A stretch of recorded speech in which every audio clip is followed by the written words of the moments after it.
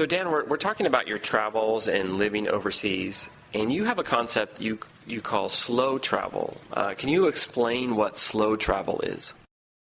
Yeah, I mean, especially maybe because I'm a blogger, we're always seeking to define things in unique ways. And there's a lot of terms out there. There's expat, people that have left their native country. There's backpacker, which is someone who tries to keep their costs very low and they're continually moving from place to place. There's flashpacker, which is a term that means you still have an income from somewhere and you have more tech and toys and you stay at maybe nicer hotels. But what I did was always a little bit different, which is I would go and get long-term leases or medium-term leases at apartments. So I would go and get a house or an apartment in a place for anywhere from 1 to 6 months and enjoy what it feels like to actually live somewhere. And that to me is so exciting.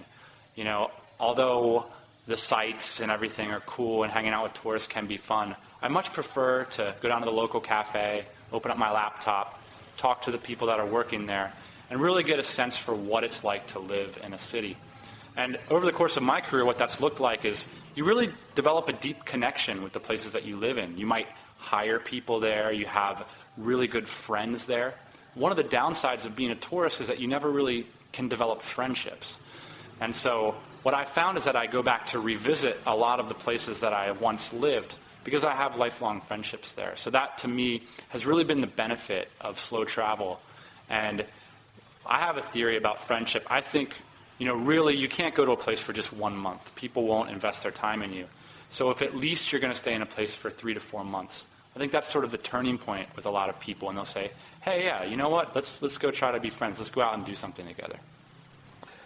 So Dan, you're talking about slow travel, and you're saying that basically you go and just live in a place. And you know, I think a lot of people would be really hesitant to do that. I mean, that sounds exciting, but it's like a really big step. How would you convince somebody to do this type of lifestyle?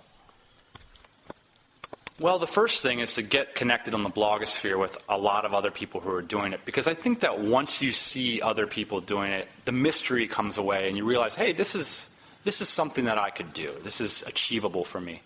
I call that like a precedent case analysis. If you can see some other guys doing it and you can relate with them, not such a big deal anymore. The next thing is like, I always try to go somewhere where I have a project. I think that's a great way to really get engaged because it's so easy just to go to a place, get a short-term apartment, and then go to Starbucks, and then that could just be your life.